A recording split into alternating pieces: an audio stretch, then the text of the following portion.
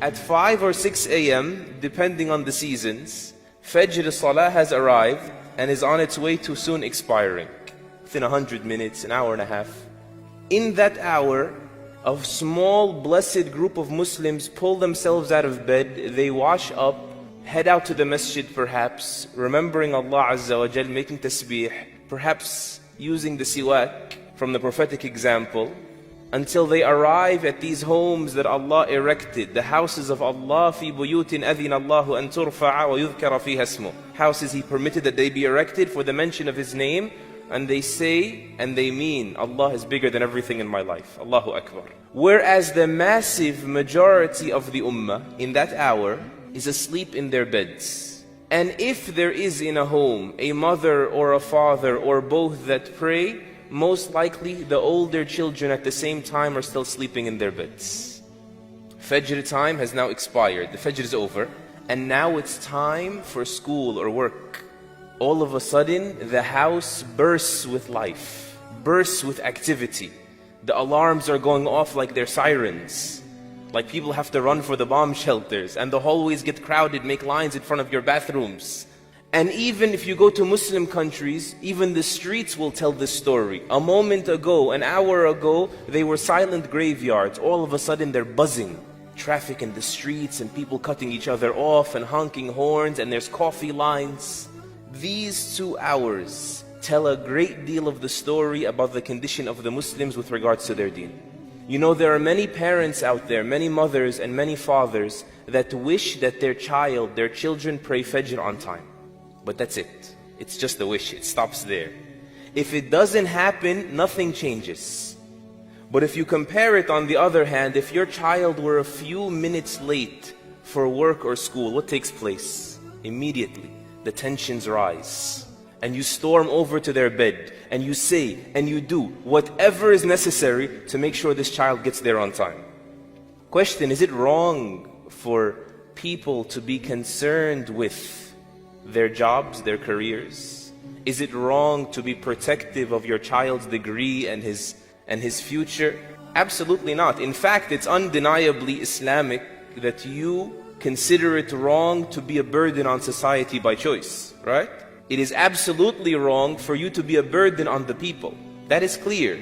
But how can it be, can it ever be acceptable that our work, our career, our schooling that leads up to it, our educations, is greater in our lives than Salatul Fajr? I'm not talking about Salatul Jama'ah, praying in congregation. I'm talking about what has never been debated in the Ummah of Muhammad sallallahu alayhi wasallam as an obligation for the past 1500 years. I'm talking about the super foundation of Islam.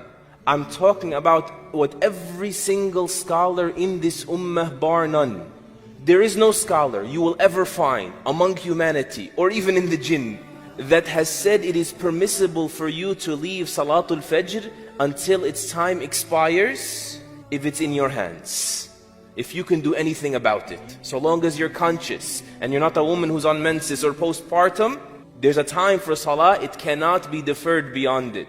As a matter of fact, Ibn Hazm and Ibn al-Qayyim say all the scholars of Islam will also agree that missing a prayer deliberately until its mandatory time expires is the greatest sin by ijma', by unanimous agreement. Greater than murder, greater than drinking wine, greater than zina, greater than cruelty to your parents.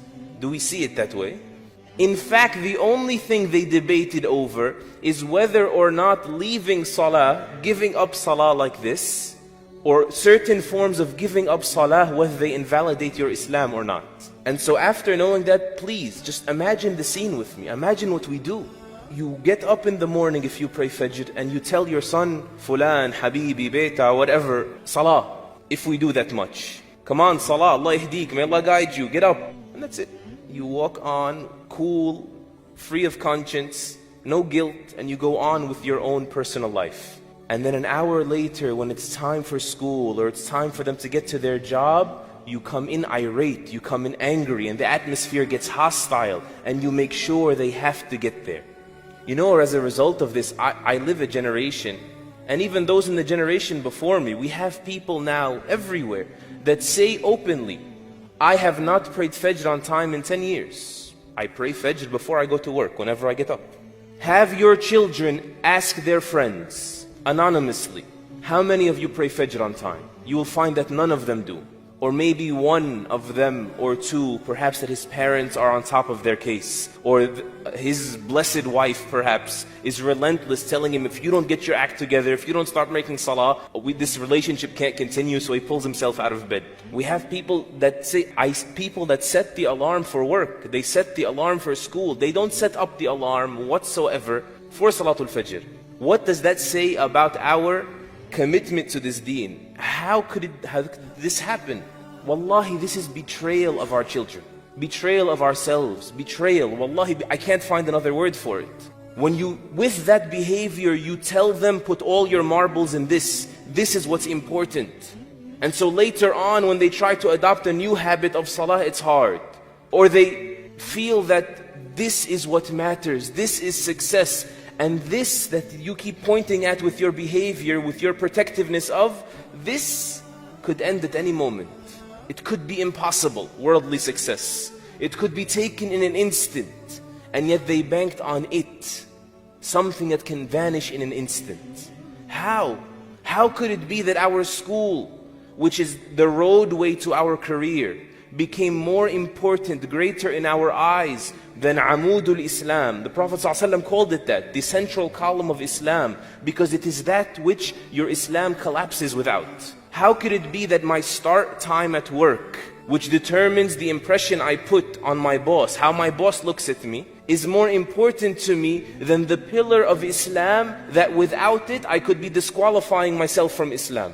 How could it be that my sadness when my pay is docked at work, for not showing up, for not signing in, for not giving it the due time that is expected of me, not meeting expectations, how could my sadness for being at loss with my money, being docked in my pay, be greater than my sadness when I miss Fajr one day?